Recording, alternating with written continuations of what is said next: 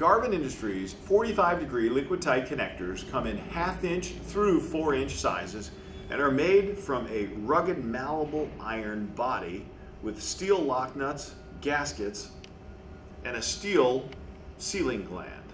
To install these products, simply remove the compression nut,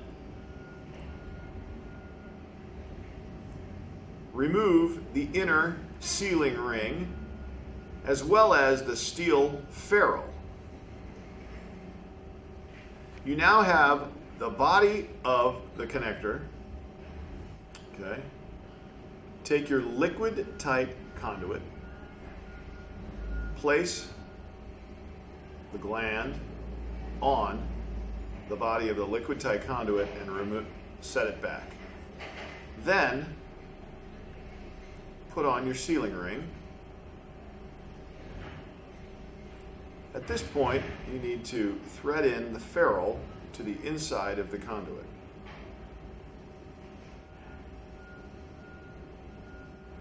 Now, the end portion will dead end back into the threaded portion. You then slide up the sealing ring